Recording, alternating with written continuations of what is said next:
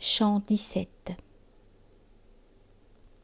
Voici venir la bête à la queue affilée qui traverse les monts, les murs et les armures, et remplit l'univers de sa mauvaise odeur.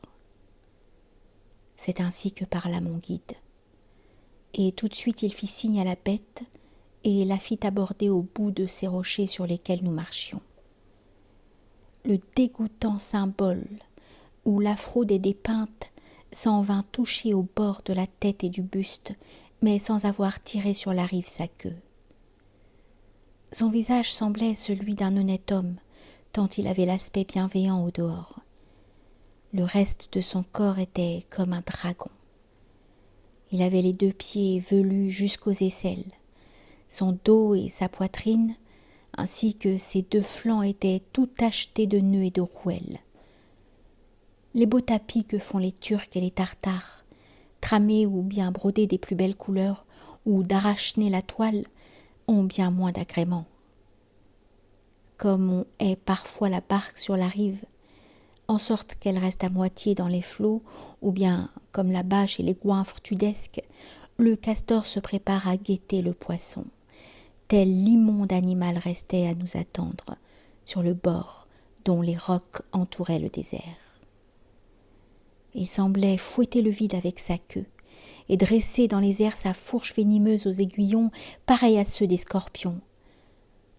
Mon maître dit alors : « Il nous faut maintenant faire un petit détour, afin d'aller trouver l'animal malfaisant qui nous a tant couchés. »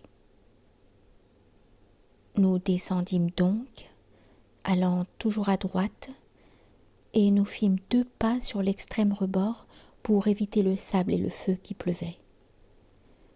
Quand nous fûmes enfin auprès de cette bête, je vis un peu plus loin dans le désert de sable des gens restés assis auprès du précipice. Alors le maître dit : « Afin que tu remportes de ce giron d'avant un souvenir exact, va donc te renseigner sur leurs conditions. Tâche de limiter le temps de tes discours. Et moi, pendant ce temps, je vais dire à la bête de nous porter en bas sur sa puissante épaule. » Ainsi, je m'éloignai tout seul, restant toujours sur l'extrême rebord de ce 7e cercle, vers l'endroit où gisait cette jante douloureuse. La voix de leur douleur jaillissait de leurs yeux. Ils s'aidaient de leurs mains autant qu'ils le pouvaient pour éviter la flamme et la cuisson du sol. C'est ainsi que les chiens se défendent l'été en secouant tantôt le cou, tantôt la patte des piqûres des thons, des puces et des mouches. Ayant dévisagé de près certains d'entre eux qui supportaient ainsi l'avalanche des flammes, je n'en connus aucun.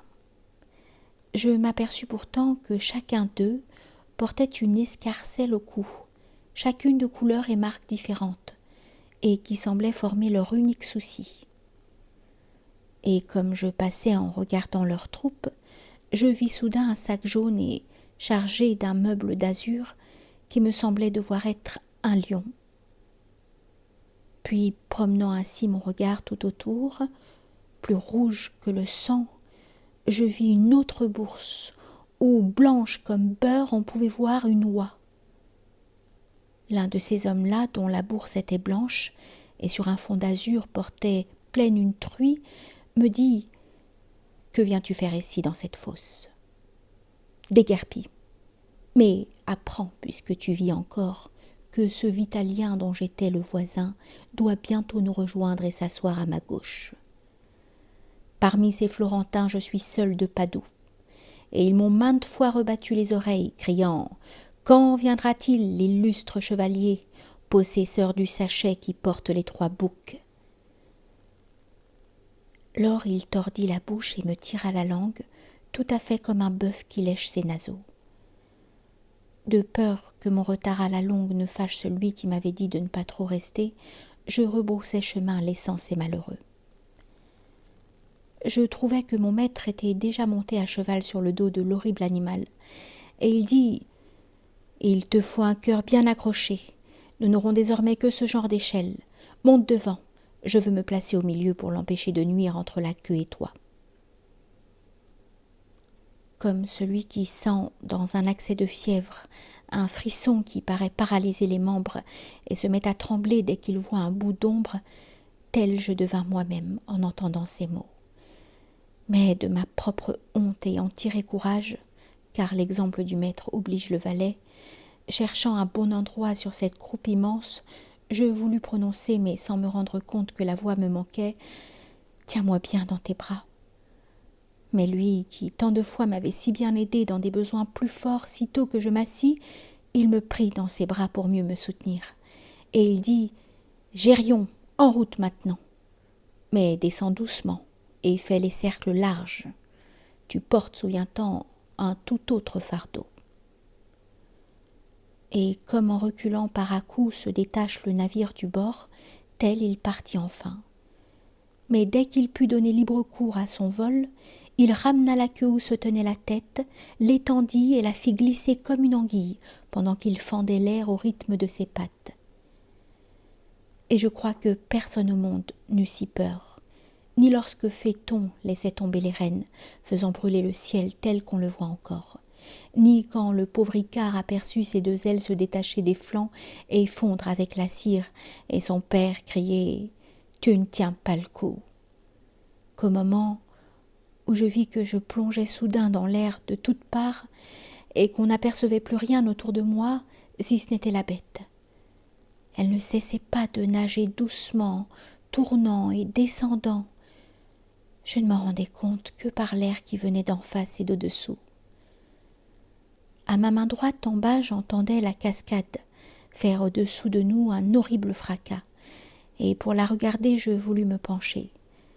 Ce fut alors que j'eus bien plus peur de tomber, car j'aperçus des feux et j'entendis des plaintes qui me firent trembler et tapir de mon mieux.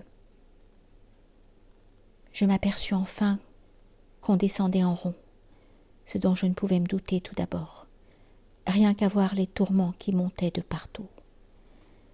Comme un faucon resté trop longtemps sur ses ailes, sans avoir vu le leurre ou rapporté de proie, fait dire au fauconnier « Hélas, je perds mon temps ».